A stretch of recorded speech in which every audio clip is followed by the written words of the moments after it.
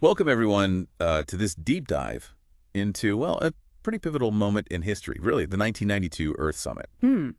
Today, we are going to try to analyze its significance and, like, the lasting impact on global efforts towards sustainable development. Yes. And I think as students, understanding this event is just absolutely crucial because it directly shapes the world that, well, we're inheriting. Right. So our main source, I guess, today will be Earth Summit, Sustainable Development Timeline and Outcomes. So it's a pretty good overview of the event. It is. It really is. Yeah, and I think we're going to uncover some exciting details. Yes. Like, we'll talk about where the phrase sustainable development came from, and we'll get into the idea of the green economy, that kind of thing. Indeed. The Earth Summit is really a fascinating case study. How global awareness about environmental issues sort of translated into concrete actions and international agreements. Right. It's more than just a historical event. It's the foundation for all the sustainability discussions that we're still having today. Absolutely. So to even understand the impact of the 92 summit, we first need to understand everything that led up to it. What were some of the big milestones that kind of paved the way for all these world leaders to get together? Well, this journey towards, global environmental action began much earlier. The 1972 Stockholm Conference was a huge turning point. Okay. It was the first major international conference to just focus on environmental issues, putting them on the global agenda. Gotcha. And this conference also led to the creation of the United Nations Environment Program, or UNEP as we call it, Right. which plays a critical role in coordinating, environmental activities across the whole UN system. So Stockholm was like the wake-up call, Yeah, and then UAP provided like the framework for action. that's a good way to put it. But how did we get from there to like the whole concept of sustainable development, that's so central to the Earth Summit? Right.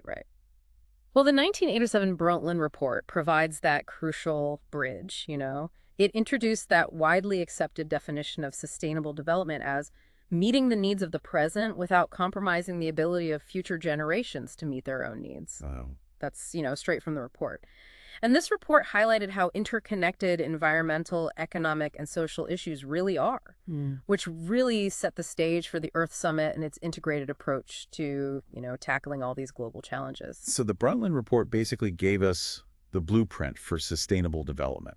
In a way, yes. It makes the 1992 Earth Summit sound more like, a culmination of years of growing awareness and concern, rather than just this sudden event. Exactly. It brought together leaders from 172 countries. Wow. Which was an unprecedented number at the time.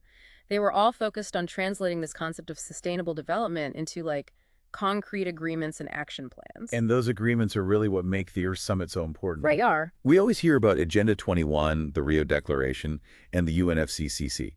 Could you break those down for us a little? What makes them so important? Sure. Let's start with Agenda 21. It's a comprehensive plan of action for sustainable development, covering a wide range of issues. Okay. From combating poverty to promoting sustainable agriculture and managing natural resources. Yeah. One of the key aspects is the emphasis on local action, encouraging communities to develop and implement their own sustainability initiatives. It sounds incredibly ambitious, almost like a to-do list for the whole planet. Yeah. But how do you actually turn such a broad document into tangible actions? Well, that's where the principle of subsidiarity comes in. Right. Agenda 21 recognizes that solutions are often most effective when they're implemented at the most local level possible. It empowers communities to identify their own specific needs and challenges, and then develop, tailored solutions for those needs and challenges. So it's not just a top-down approach, Right. but like a collaborative effort. Exactly. It acknowledges that sustainability isn't a one-size-fits-all solution. It's a dynamic process that requires engagement from, all levels of society. Now, what about the Rio Declaration? How does that fit into the Earth Summit's legacy? Well, the Rio Declaration outlines 27 key principles for sustainable development. Okay.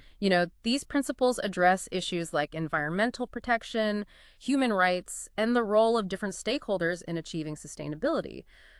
One of the most, well-known principles is the polluter pays principle, Right. which holds industries accountable for the environmental damage they cause. So it's not just about protecting the environment. Right. but also about ensuring fairness and responsibility Yeah. in how we use resources. Absolutely. It emphasizes a precautionary approach to environmental management, stating that a lack of full scientific certainty shouldn't be used as a reason to postpone, measures to prevent environmental degradation. That's a really important point, Ah, especially with all the uncertainties around issues like climate change. it is. Speaking of which, we can't talk about the Earth Summit without mentioning the UNFCCC. Can you tell us a bit more about its role? Of course. The United Nations Framework Convention on Climate Change, or UNFCCC, is arguably one of the most significant outcomes of the Earth Summit.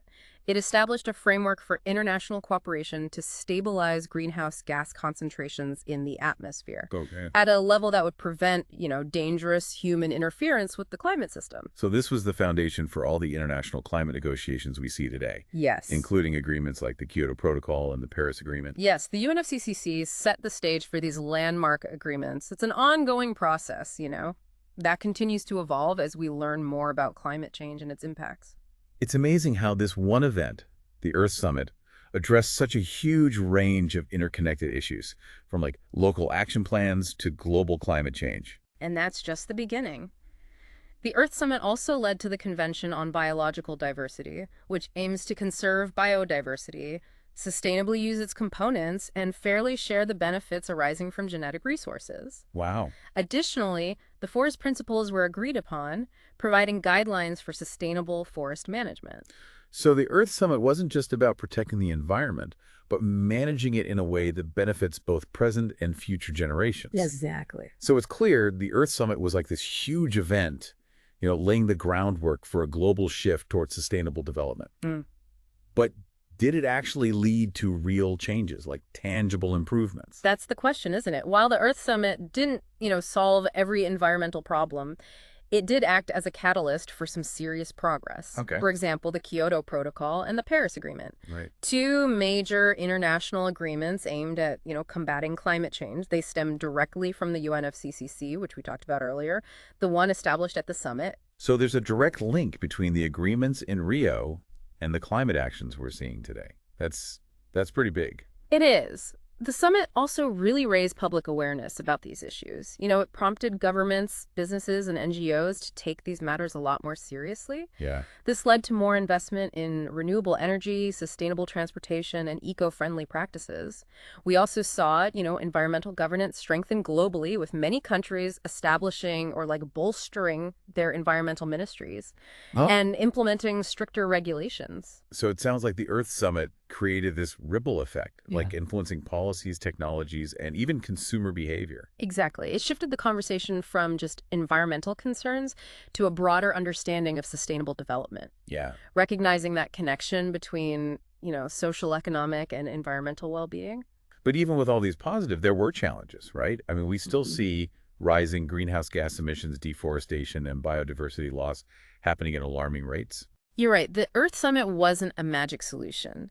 A major challenge has been the lack of strong enforcement Okay. for a lot of these agreements. They were often non-binding, making it tough to hold countries accountable. So it's one thing to agree on these principles, but another to actually implement and enforce them. Yeah, there's also been this tension between developed and developing countries. Right. Developing nations often argue that they need to prioritize economic growth, even if it means, some environmental cost, while developed nations push for stricter regulations. This brings up these complex questions about fairness and responsibility and, the balance between development and environmental protection. It's a tough balancing act Yeah. with no easy answers.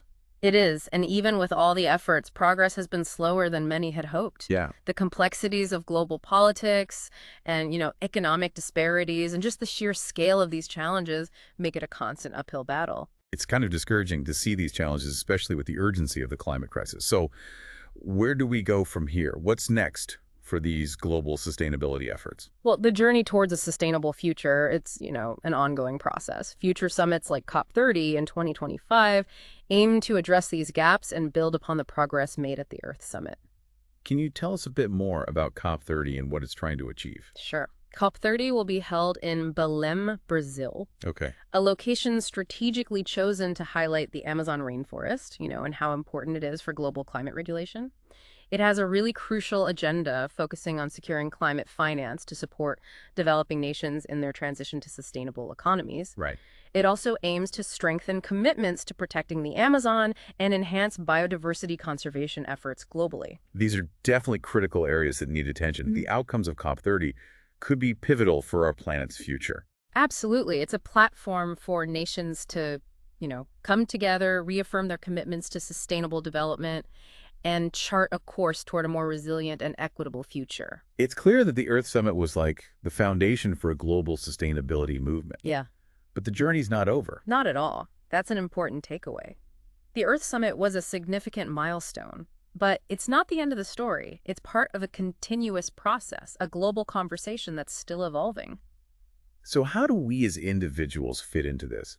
Can we really make a difference with these global challenges? That's a great question, and one a lot of people ask. While the scale of these problems can feel overwhelming, it's important to remember that individual actions, when multiplied across communities and nations, they can make a huge impact. So you're saying small changes in our daily lives can add up to something bigger? Yes.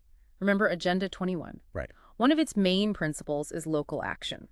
It stresses the role of individuals and communities in driving change. So it's not just about waiting for governments to solve everything. Right. It's about taking charge at the grassroots level. Exactly. And that's where you come in. Think about the things you're already passionate about. Maybe it's reducing plastic waste, conserving water, or promoting renewable energy. So it's about channeling that passion into concrete actions, Yeah. making sustainable choices part of everyday life. Absolutely. Every choice we make, from what we buy to the energy we use, impacts the environment. By being mindful consumers and making conscious decisions, we can shift towards a more sustainable future together. It also makes me think about how important education and awareness are. The more we learn about these issues, the better equipped we are to make good choices and, push for change. You're absolutely right. Knowledge is power. The Earth Summit itself was a testament to that. The power of awareness and global dialogue. By educating ourselves and our peers, we contribute to that collective knowledge and inspire others to act. So it's about being informed citizens, staying engaged, and using our voices to advocate for change. Holding our leaders accountable for the commitments they've made at these summits. That's right. We can write to our elected officials, join groups, participate in discussions, and use social media to raise awareness and push for stronger environmental policies. It's empowering to know that we're not powerless. Even as students, we have a role to play in shaping a sustainable future. Exactly. And remember, the future you're working towards is your future. Your generation will inherit the outcomes of the decisions made today. That's a sobering thought, but also motivating. It makes all this talk about the Earth Summit feel even more relevant. Absolutely. And the Earth Summit wasn't just a one-time thing. It's part of this ongoing process. We talked about COP30 earlier, the next big climate summit. These summits provide platforms for global collaboration, bringing together not just world leaders, but scientists, activists, business leaders, and young people from all over the world. So they're not just about diplomacy and negotiations, Right. but about open dialogue, sharing ideas, and building momentum for change. Exactly. And these summits aren't just for experts and policymakers. They're chances for all of us to join the conversation, learn from each other, and contribute to solutions. It's inspiring to think about the collective effort behind these events. It gives me hope that we can actually tackle these challenges if we work together. So beyond our own actions, it's also about being part of these bigger movements and collaborations to create real change. Think of it like a web. Individual actions are the threads, but when they're woven together through these collective efforts, they create a strong fabric for change. That's a powerful image. It shows how our choices can connect to a larger tapestry of action. And that tapestry is always changing. Just like the Earth Summit built upon past efforts, the work we do today will lay the foundation for future generations. It's like a continuous relay race toward a more sustainable future. Well said. And that's why understanding the Earth Summit's legacy is so important. It's not just a historical event. It's a blueprint for how we can create a world where both people and the planet can thrive. I think we've covered a lot today, from the history of the Earth Summit to its lasting impacts and how we can continue its legacy. We've explored the agreements that shaped global environmental policy, the challenges we still face, and the opportunities for action. And importantly, we talked about how we as individuals can contribute to a sustainable future. Yes.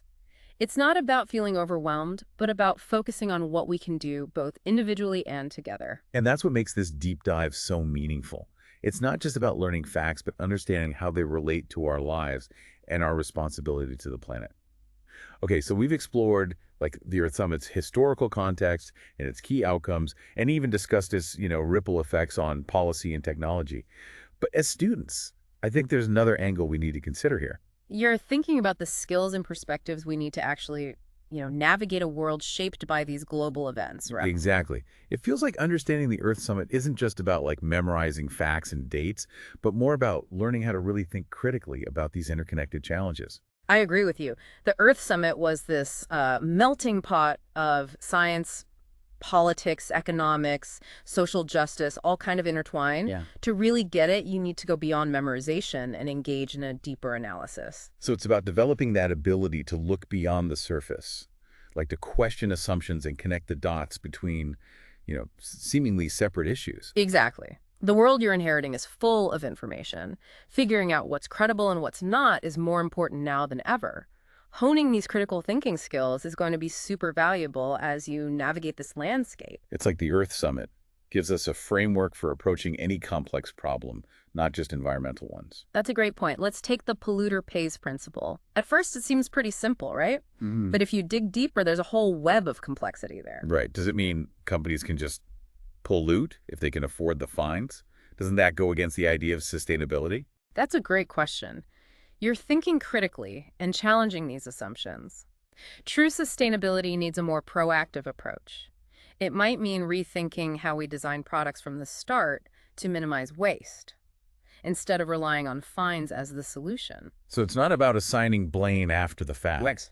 but designing systems and processes that prevent environmental damage in the first place. Exactly. That shift in thinking, that systemic approach, is at the core of sustainable development. And if we use that same critical lens for something like deforestation, it becomes about understanding the economic forces behind it, not just planting trees. You've got it.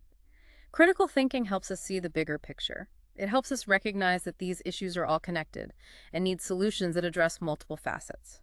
Learning about the Earth Summit isn't just about absorbing information. It's about gaining the tools to analyze it, evaluate it, and act upon it. It's like we're training to be informed citizens who can actually tackle these challenges. And here's the best part. It's not about knowing all the answers. It's about asking the right questions, being curious, and having respectful debates. That actually takes the pressure off. It encourages us to focus on the learning process. Absolutely.